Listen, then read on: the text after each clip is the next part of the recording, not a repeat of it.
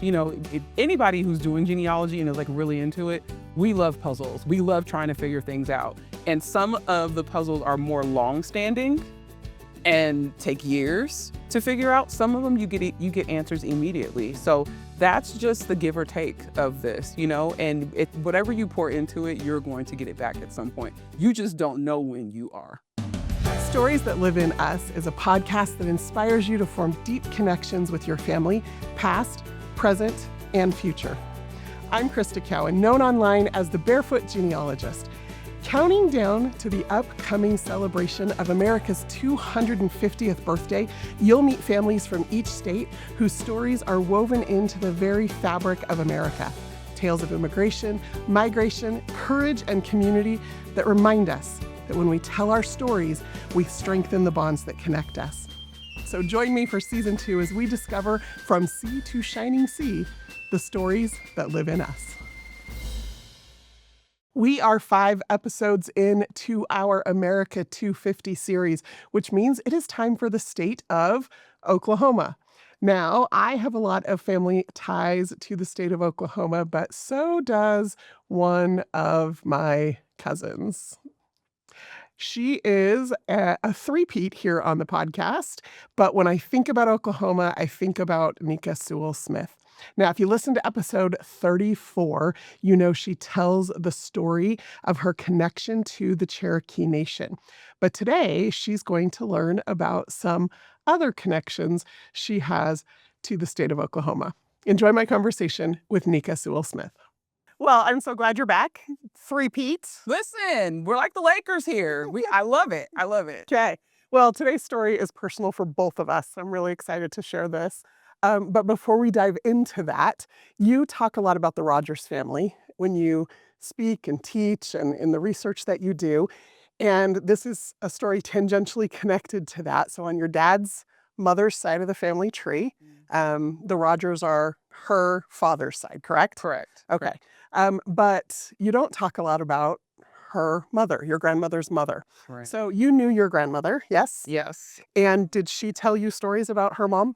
You know what? It's interesting because my dad's mom, she was almost like an orphan a little bit. So by the time my father was born, both of my grandmother's parents had died.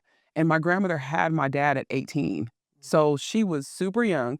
So like any stories that we have about either of my great-grandparents, they're coming kind of like a long time ago. I mean, you have to remember, my grandmother was born in 1919, so this meant both of her parents were they were dead before the 1940, like they were gone. And in essence, my grandmother's oldest sister really kind of stepped up as like a matriarch in the family, and she was the one that was like the keeper of the family history. Like that was like her thing. And so stories, I have I actually have a recipe from my great grandmother that was in the Los Angeles Times. I actually found it on newspapers.com, and it was for bread pudding. And my grandmother had submitted it for this recipe contest and was talking about how her mother made it. So it was one of those things that like got passed down through the generations. And so me and my niece are supposed to make it. We haven't made it yet. But I remember finding that going, wow, like this is a piece of my grandmother's mom that I didn't know that she retained after all that time. So I have pictures of her. It's really strange. A lot of us look like her and we look like her mom. But the scowl, there's a scowl we all kind of have, totally get it from her. But she was a super interesting person. I mean, you have her husband being the one who got citizenship in the Cherokee Nation and getting a land allotment. And that's how, me and my family derive our citizenship. But she got rejected and her mother got rejected. Even though her mother and her grandparents were Cherokee freedmen, they were enslaved by people in the Cherokee Nation. All these people had Dawes applications, but a lot of times when people read those, they get discouraged if a family member gets rejected, not realizing that's a ton of paper. So when I'm looking through my great-grandmother's Dawes application, I have interviews with her mother where they're asking her questions directly about her life. I have a birth record for my great-grandmother who's born in the 1870s. I have accounts from relatives and neighbors and all this kind of incredible firsthand accounts that I don't have like on other branches of my family. I get this on this particular side. So I often, especially when I read through the Dawes application of my great-great-grandmother for my great-grandmother, I often just kind of visualize, like, them sitting and being, interviewed by the Dawes Commission, and the fact that I have pictures of both of them so I can kind of visually see them, see them talking and answering all the questions, which were kind of a little bit ridiculous. I love that. Well, I have your family tree here because I wanted to make sure I got information correct. Right. So We are here for the accuracy. so your paternal grandmother's mom's name was Clara Bonetta Allen. Mhm. And is that like what when they refer to her, what did they call her? Grandma Clara. Okay. And then her mother was Sarah Bean. Mhm. And you have all this information that you have inherited and discovered about these two women. But what did you know about Grandma Clara's father? So this part of the story, this is why I talked about the cockamamie questions in the Dawes application. So Dawes process was pretty much like three parts. You had a card that would have information like name, age, gender, whether the person was on a previous Cherokee roll, if they were enslaved, who their slaveholder was, and then for freedmen, they would record the name, district, and slaveholder of the parent of the person who was applying. So let's say you had three generations on a card, you had information for a lot of people. So I pulled my great grandmother's card and I start going through the application, and she didn't get to the land allotment stage, which is the third stage. It stopped at the application because she got rejected. But they were asking her mom all these cockamamie questions like, was he white? And I was like, what do you, wait, whoa, whoa, whoa, whoa. And they're like, well, you guys were married. And I'm like, why are they like, this is about whether or not they returned back to the Indian Territory in time enough for them to qualify for citizenship. Why are we having this whole conversation around like whether or not she was with a white man and had a child by a white man? So like we knew in my family that my great grandmother's father was supposed to be white. No one, well, actually, I can't say no one knew his name because Aunt Edna, my grandmother's oldest sister, who was the matriarch that I just talked about, she wrote this like hilarious, like, four-page account of the family history where she was, like, tongue in cheek, like, mocking people going to the library to go and research their family history after Roots came out. And she was like, "I'm gonna tell you about our family story." So she types it out and she lists his name as, like, J.W. Allen. Like, she says that. So she knew the name of her grandfather. And we knew he was white, but, like, beyond that, like, it's a common name. I remember looking for it for years, like, I don't know where to look. But that Dawes application was so important because it was establishing a timeline. Like my great great grandmother Sarah, she talked about them living in Joplin, Missouri, and how my great grandmother was born in Fort Scott, Kansas. And so I had a timeline, the number of children they had, what their names were, when they separated. So that really helped me drill down exactly where to look. Because it's one thing to have a man named John Allen, and that's so common. And then I could go based off of birth locations on the census, but Missouri is a big state. Which one is mine? So the Dawes application, it really helped me drill down. And by doing that, that's how I found the marriage license. And I was like, so they really were married. And this is in the 1870s. In Oklahoma Territory. What? Well, Kansas, Yeah, actually. okay. So, like, but still, Okay. like at that time, that's a little like unheard of. Yeah. And a lot of the people who were being interviewed, they were confirming, no, he was white, he's a doctor. Like they were saying that. And I was like, okay, nobody passed that part of the story down at all. But I knew this was the right guy. I found him on the census. Then there were like some younger kids that had a different last name. And I remember my dad talking about Uncle Claude, who was my great grandmother's brother. And that's the whole reason why our family ended up in Los Angeles. So my grandparents met on the south side of Chicago. More actually downtown because my grandmother used to work at Linton's, which was a department store. And my grandfather came in there and saw her and like totally was like enamored with her. And so they started dating. And at the time, my great aunt Edna was still living in Chicago. Well, her husband died. I found out he was actually murdered after like a dice or card game. Found that in the newspaper or newspapers.com. This is the most like murder, mayhem, and miscellaneous. It's this side of the family. So, my aunt Edna, she decides to move to California because Uncle Claude passed away and he didn't have any children. and he left his house to my aunt. So my aunt left Chicago. My grandmother, in little sister fashion, she follows her sister, and then that's how my family ends up in California.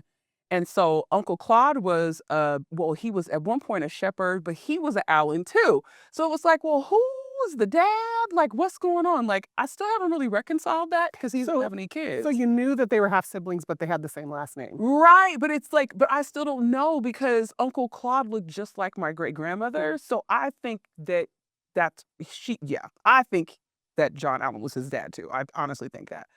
But there were other children. My great grandmother was the only girl. And then Sarah, great great grandmother Sarah, she ends up getting remarried to a man with the last name Star. It's so funny. Her maiden name was Bean, and then she marries a star. It's a lot of nouns. And so she dies in the Indian Territory. She comes back. She dies there. But it's like that marriage license, and then it was just like, okay, who's this guy? And like what's to his story? Like he's a doctor. The people are talking about that, talking about them living in Joplin and him running a medical practice. And I'm like, and this was just kosher here? Like what was happening? Because at the time, like race relations were like a lot, especially when you're A talking about fire. Kansas, right? Kansas was bleeding Kansas. Like there was a pro-slavery faction and a pro-emancipation, faction, and they were fighting like tooth and nail. So to have my family kind of in the middle of all of this is just it was an interesting story. So it was like we knew more and we had photos of Sarah, but John, yeah, him, it was not like that. So naturally, I start going online, find them together, and then DNA matches start popping up. Okay, so this is where the story gets so good for me, right? We're going to kind of pause for just a minute of that piece of the story, and we're going to come at this from a totally different angle. So you and I met, I think, for the first time at Jamboree. Yes, we So in Burbank, California, every year, the Southern California Genealogical Society had this big party of a genealogy conference. And for several years, you and I had kind of become genealogy colleagues in that space. right, Um, and then in 2012, of course, Ancestry introduced Ancestry DNA, and you, like me, immediately jumped on testing all the people in your right, family. right. And I don't know exactly when it was, but I do remember at some point looking at my mom's DNA match list and seeing you listed there as a DNA match. Right. At first, I was like, maybe this is another Krista Cowan. Like I remember saying, I was like, no, this is Krista. And I remember I messaged you like, hey, so looks like we're cousins. And I think I might have said like, hey, you're gonna be there. Like, let's just like meet up. Yeah. And like we actually like literally have a video of the two of us like in person, like talking about us being related, like right after we found out that it Yeah. happened. Yeah, and that was so exciting for me because back then we didn't have nearly the tools we have now. Right. And so we didn't always know like which side of the family it was or who the shared matches were. And it wasn't a lot of shared DNA. It was No. so little, in fact, that you and I are not DNA matches. No, we're So not. I didn't inherit that bit from my mom. And yet we were determined to figure it out. And the fact that I knew we were both proficient enough at family history that we could do that was really exciting for me. But of course, my mom's family is all from the South, and I know that she has slaveholders in her family tree. And so my initial immediate assumption was that our connection was going to be through slavery. Right. And it wasn't that I was hesitant to confront that, but I hadn't, to that point in my family history research, really looked into the lives of the people that my family had enslaved. Mhm. I had acknowledged that they were enslavers, but hadn't documented anybody that they had enslaved. And so this was, I think, probably the impetus for me to start doing that, was just the simple fact that you popped up as a DNA match to me. And all of a sudden I realized that maybe I had an obligation or some kind of duty sounds like such a heavy word, but like Right. I wanted to make sure that I did that. And so I think the thing that I think a lot of people don't realize is the amount of time that sometimes these things take. Right.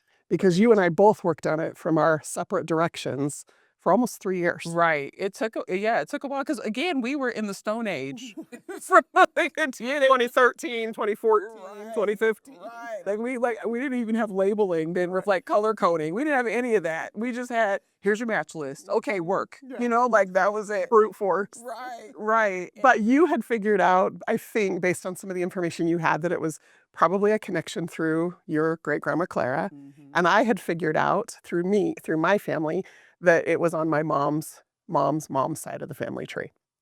And so I happen to know a lot about that Shipman family. I had researched several generations of their descendants, and I had little pieces of information.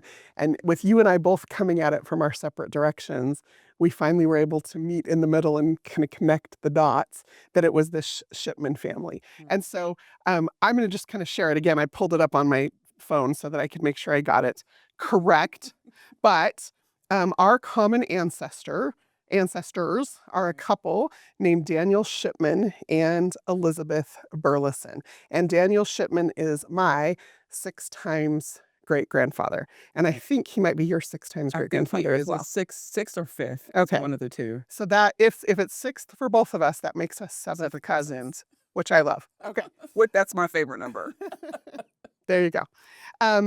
And Daniel and Elizabeth, you don't know anything about them, do you? I don't know Still. anything about them. Like still, like it's because John Allen took on a whole other like he is the subject of like probably of like a live webinar session because once I found him, I discovered he married after he married my great great grandmother and that there were children from that. And then he ended up dying, and those kids almost got orphaned. So they didn't really know very much about the family. So by just irony, here I was, the descendant of the first wife of the black wife telling the descendants of the white wife about their family.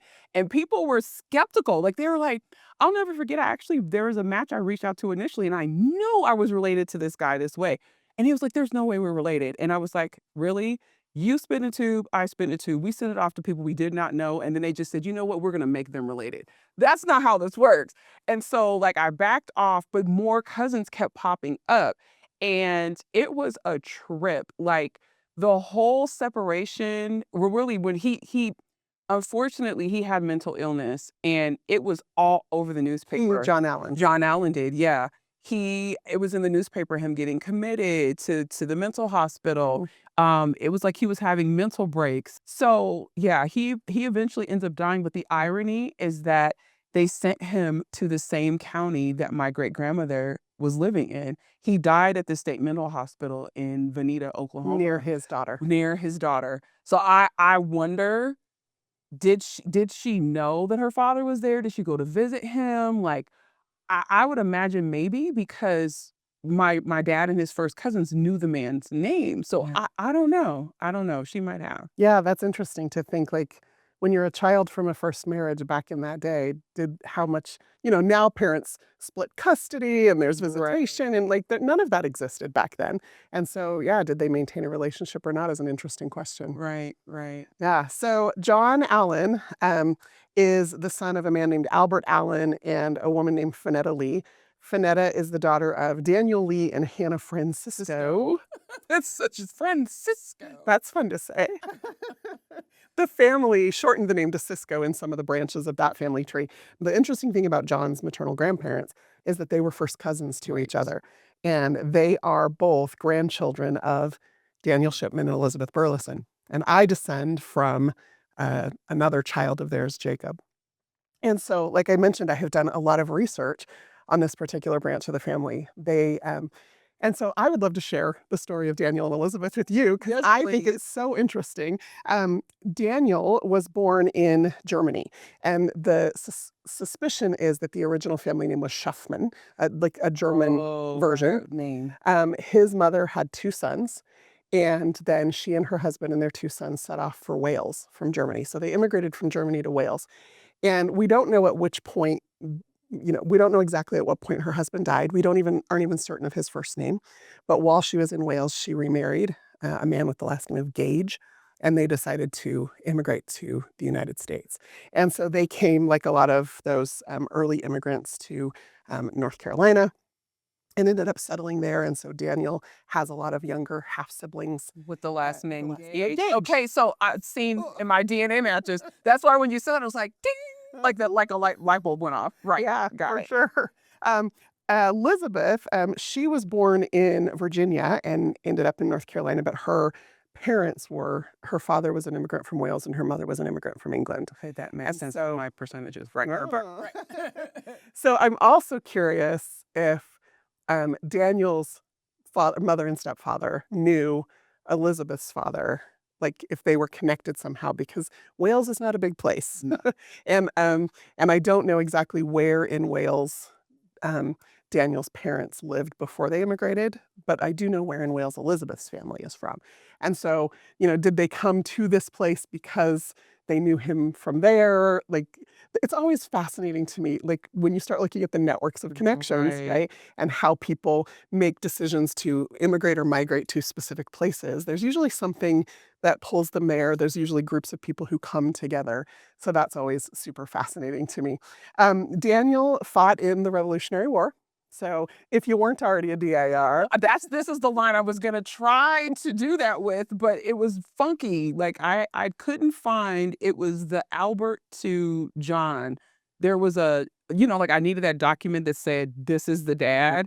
And I was having the hardest time. And like luckily, like my state person was like, wait a minute, your family's from Oklahoma. Like it might be easier to go this way. Right. And so that's what we did. So my initial app was through this line. okay, well, there you go. In both North Carolina and then I think they end up in Kentucky, Warren County, Kentucky, over the course of how many years? Their oldest child was born in 1740. Their youngest child was born in 1756. So they have 1, 2, 3, 4, 5, 6, 7, 8, 9 children Ooh, bless it. in 16 years. Mm. You are a descendant of 2 of them. Right. I'm descendant of another one. And then Elizabeth passes, and John remarries a much younger woman and has 2 more children in his old age. As a matter of fact, his other 2 children with his next wife are 30 years younger than his youngest child from his first marriage. Oh boy. Right? Yeah, it's kind of crazy. Um, but from these 9 children of Daniel and Elizabeth, so far I have uncovered, based on DNA matches and lots of other things, about 7,600 Wow. descendants, which Wow. is kind of crazy. And you start looking at the patterns of this family and where they end up and what they do in helping, to build the country. It's kind of fascinating. There's lots of stories in there. But for me, the best story that came out of it is that you and I are related. Look, it's our own little declaration descendant. Right. Yeah, super fun. And so once you and I figured out this connection, we were able to kind of because I didn't have John Allen in my tree because he went missing from the family. Right. I knew about his mother, and I kind of thought her husband's name was Albert Allen, but I wasn't 100% sure. But then when you came at it from the other direction, those puzzle pieces kind of locked into place, and now we have this whole other branch of the family tree because of that DNA connection and because we were willing to figure that out. So Right. I love that. Me too. So fun. Okay, well, as you mentioned that you've gone through your DNA matches and you keep finding names you recognize from this, the Ciscos or Franciscos, the Gages, the Shipmans, the Allens. Like there's so many people in this family. Um, how do you approach that? Like, because are you always, when you're working with your DNA matches, trying to solve a specific problem, or are you just trying to figure out who they are and how they fit? I would say it's both. Like, I think, especially if someone reaches out first and they're eager, like, hey, I'm looking at this thing, and it may be a part of my tree that like I haven't looked at in a while.